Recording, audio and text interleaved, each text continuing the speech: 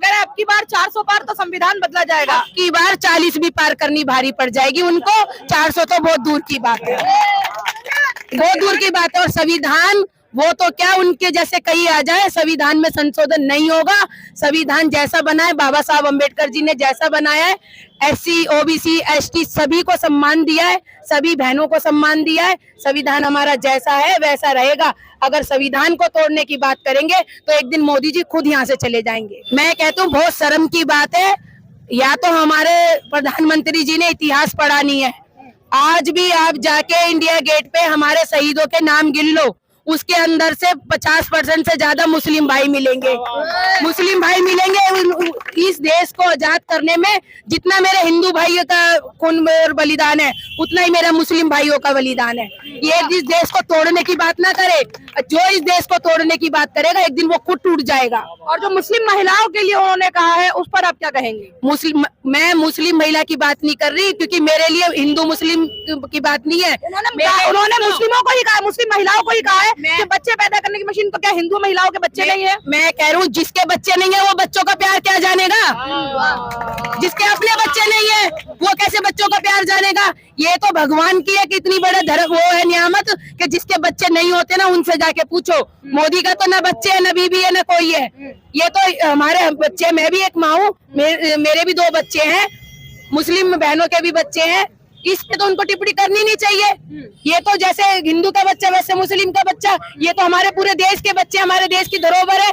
इसमें हिंदू मुस्लिम कहाँ से आ गया भाई? इसमें हिंदू मुस्लिम कहाँ से आ गया? तो देश की धरोहर है हमारी। तो फिर उन्होंने इस तरह का बयान क्या सोच कर दिया है? विनाश काले विपरीत बुद्धि। जब आदमी का विनाश होने का समय आता है ना तो उसकी बुद्धि जो है भंग हो जाती है, वो अनाप शनाप बयान बकता है और उसके बाद उसको भगवान जो है ना उसकी बुद्धि को हर लेता है और उसका विनाश निश्चित है। अच्छा, अभी वैक्सीन वाला भी आपने सुना होगा कि पहले उन्होंने प्रचार किया था कि वैक्सीन लगवाइए, कोरोना वैक्सीन लगवाइए, और अब वैक्सीन लग गई है तो उसके बाद जब से ये आया है कि उससे कुछ हो सकता है, मतलब इंसान की जान भी जा सकती है, उनका सर्टिफिकेट से फोटो हट गया है। इस पर आप क्या कहेंगे? क्योंकि पहले पेटीएम के लिए भी उन्होंने प्रचार किया था, उसके बाद जब पेटीएम में बंद हुआ तब भी उन्होंने अपना नाम हटा दिया था। ऐसा है, वो हमारे देश के युवाओं को, हमारे देश के जो नागरिक है उनको गुमराह करते हैं, गुमराह करके फिर अपनी सफाई देते हैं और कुछ नहीं रखा उनके पास, केवल चंदे का धंधा है। सही कह रहे मेरे भाई कि चंदा लेना और धंधा करना। वो केवल 4 जने चला रहे इस देश को,